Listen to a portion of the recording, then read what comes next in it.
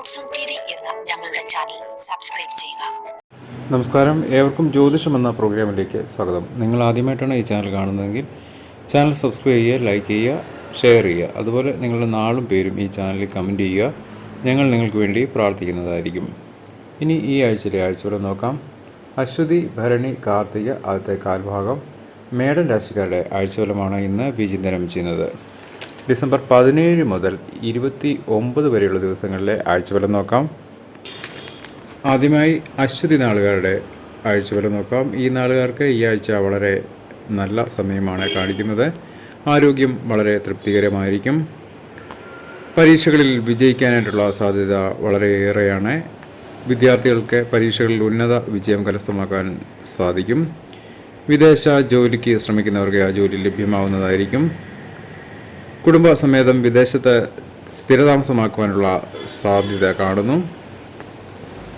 മത്സ്യബന്ധന മേഖലയിൽ പ്രവർത്തിക്കുന്നവർക്ക് നല്ല സമയമാണ്. ഇൻ്റർവ്യൂവിന് പോകുന്നവർക്ക് ഉയർന്ന ശമ്പളത്തോടു കൂടിയുള്ള ജോലി ലഭിക്കുന്നതായിരിക്കും. IT മേഖലയിൽ പ്രവർത്തിക്കുന്നവർക്ക് നല്ല സമയമാണ്. രാത്രികാലങ്ങളിലുള്ള വാഹനയാത്ര കഴിവതും ഈ നാളുകാർ ഒഴിവാക്കുക.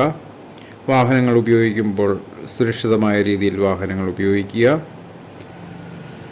ഇനി ഭരണി നാളുകാരുടെ ആഴ്ചഫലം നോക്കാം. കുടുംബത്തിൽ സമാധാനവും സന്തോഷവും നിറയുന്ന ഒരു സമയമാണ് ഈ ആഴ്ച ഭരണി നാളുകാർക്ക്. വിട്ടുവീഴ്ച മനോഭാവത്താൽ കുടുംബത്തിൽ സമാധാന അന്തരീക്ഷം ഉണ്ടാകുന്നതായിരിക്കും.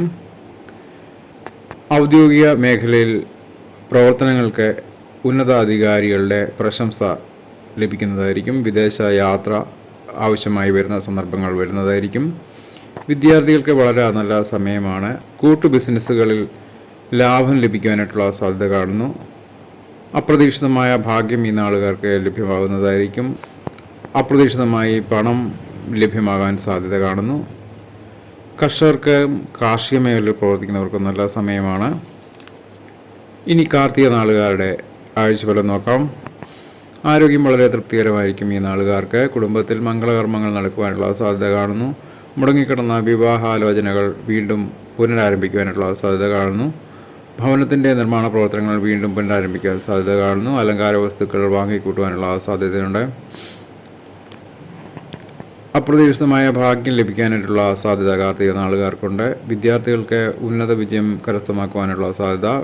പഠനത്തിൽ ഉന്മേഷവും ഉത്സാഹവും കൂടുതൽ ലഭിക്കാനായിട്ടുള്ള സാധ്യത കാണുന്നു. സാമ്പത്തിക മേഖല വളരെ ശക്തമാകാനായിട്ടുള്ള സാധ്യത കാണുന്നു. മുൻകോപം കഴിവതും നിയന്ത്രിക്കുന്നത് വളരെ നല്ലതായിരിക്കും. വിദേശ ബന്ധമുള്ള വ്യാപാരങ്ങളും ബിസിനസ്സും തുടങ്ങുവാനായിട്ടുള്ള ആശയം ഉദിക്കാൻ സാധ്യതയുണ്ട്.